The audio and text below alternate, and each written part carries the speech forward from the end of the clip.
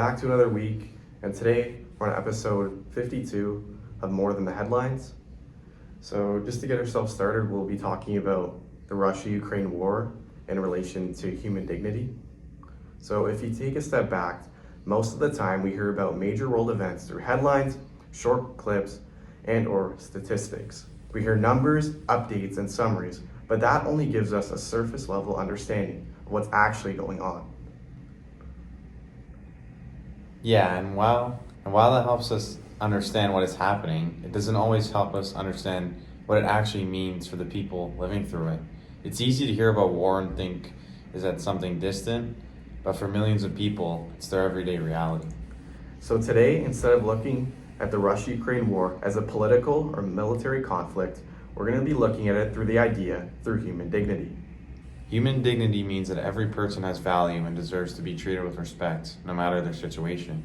So the question that we're asking today is not just about what's happening, but how the people are being treated and whether their dignity is being respected or taken away. So, what's the issue? The Russia-Ukraine war has led to large-scale harm, especially to civilians, which is why it's considered to be a humanitarian crisis, not just a political conflict.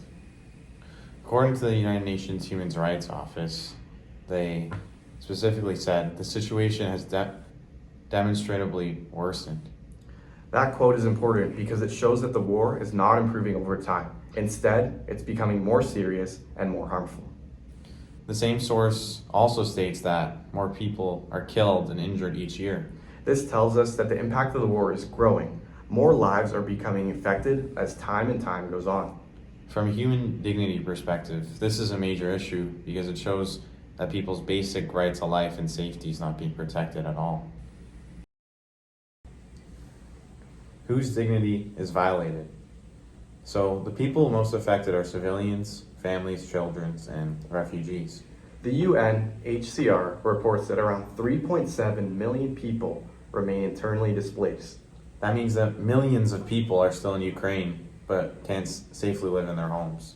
They also report that 5.7 million Ukrainians have sought refugee abroad. So millions more had to leave their country completely. This matters because human dignity includes more than just survival. It includes stability, identity, and the ability to live a normal life. When people are forced to flee, they lose their homes, routines, and sense of security as well. Another part of the issue is human rights violations. Amnesty International reports that civilian casualties, including children and older people, are increased. That's important because it shows the most vulnerable people are being affected. They also report that executions, torture, and other ill treatment took place. This is one of the clearest examples of human dignity being violated because it is intentional harm. People are being treated as if their lives have no to little value at all.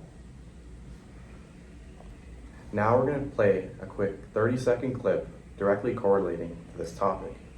We didn't, nothing was happening there when we left, but we heard reports of... I started seeing things come through online and... just shattered, not for myself, I don't care about my own safety, I care about Ukraine. She has family. And Ukrainians. I'm of Ukrainian heritage, and to see this happening to the country is just devastating. In this part of the video, refugees describe themselves as shattered, and you can really hear the emotion and tone in how they say it. Yeah, and one line that stands out is when she says something like, I don't care about myself and my safety, I care about Ukrainians. That's actually really powerful because it shows how the situation has affected her so much that she's not even thinking about her own safety anymore. It also shows how war changes people's priorities. Instead of focusing on their own well-being, they're just worried about others and their survival. When she says she feels shattered, it's not just about being sad. It shows her that sense of stability, safety, and identity that has completely been broken. From a human dignity perspective, this shows that dignity is being violated emotionally and psychologically. People are no longer to live their normal lives. They're living in fear, uncertainty, and constant stress. So, this video shows that war doesn't just cause physical damage, it affects how people feel, think, and live in everyday life. So now we're going to be playing a 30-second clip correlating to our topic again on the Russia-Ukraine war and how human dignity is impacted. Це був останній раз, коли я бачив свою маму, і це був останній раз, коли я зміг з нею попрощатися.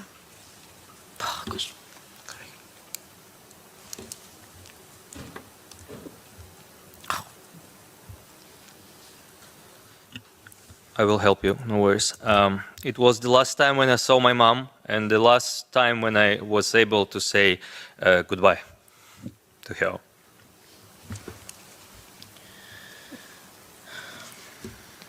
Е, In this video, an interpreter breaks down emotionally while translating. This shows that the situation is so intense that even someone observing it cannot remain detached. The interpreter reacts as a human being and not just as a professional.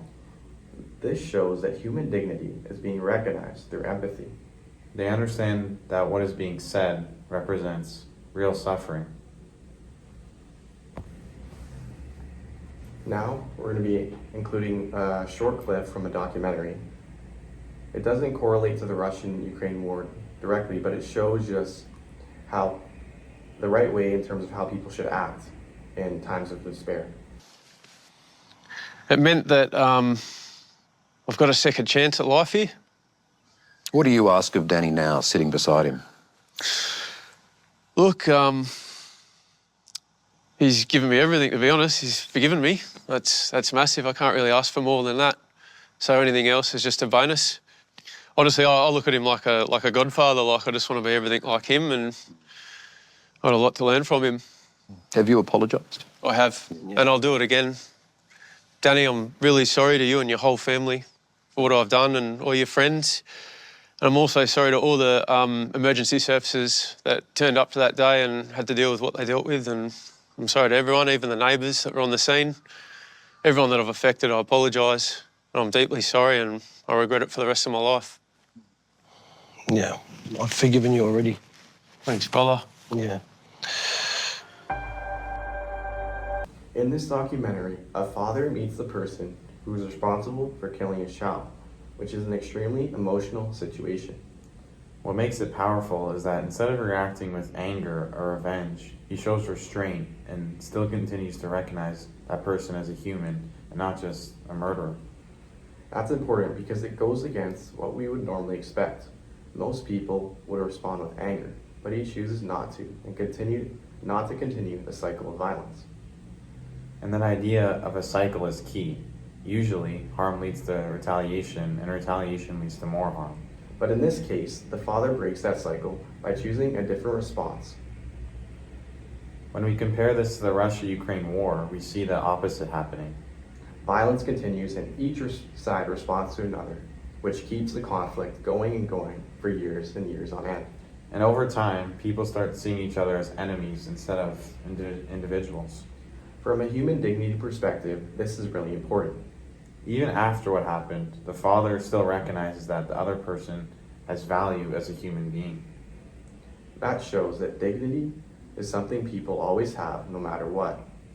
But in war, that idea is often lost, and people are treated as less than human. So the documentary shows what it looks like when someone chooses empathy over revenge and follows the teachings of Jesus. While the war shows what happened when that choice isn't made and violence continues instead. From a Catholic perspective, this issue strongly connects to several teachings about how people should treat one another. One important example is about the parable of the sheep and the goats. In this story, Jesus describes the final judgment where people are separated based on how they treat others, especially those who are suffering. He says, "Whatever you did for one of the least of these, you did for me." This means that helping people in need, like refugees, injured civilians, or families affected by the war, is not optional, it's more of a moral responsibility. So in the context of this war, ignoring people who are suffering would go directly against the teaching. Another important example of this is the crucifixion of Jesus. Jesus was innocent, yet he was tortured and executed. This shows how human dignity can be taken away through violence and the abuse of power. And in war, civilians often experience similar injustice. They suffer even though they are not responsible. There's also the Beatitudes where Jesus says, "Blessed are the peacemakers." This is important because it shows that peace is not just a goal, but something people are called to actively create. So war and violence go against the teaching because they create more harm instead of resolving it. Finally, a Catholic social teaching emphasizes human dignity and solidarity.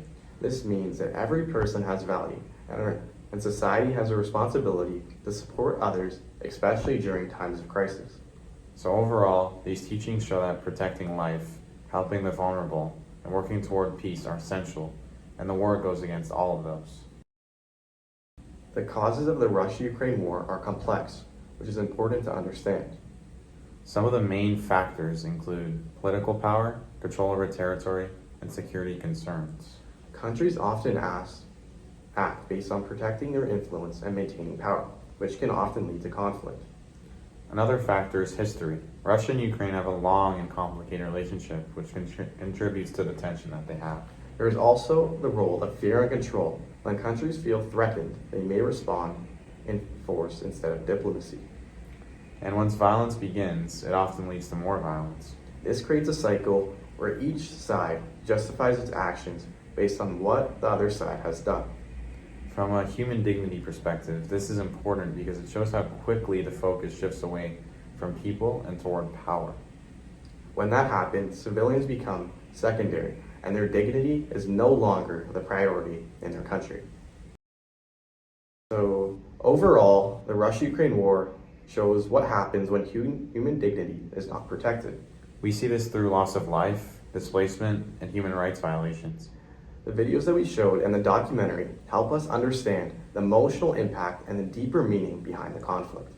From a Catholic perspective, it also shows the importance of protecting life, helping others, and working towards peace. Because at the end of the day, every human life has value. And protecting that value should always come first. And that wraps up our episode on human dignity through Russia and Ukraine war. Until next time, see you guys. Thank you. Thank you.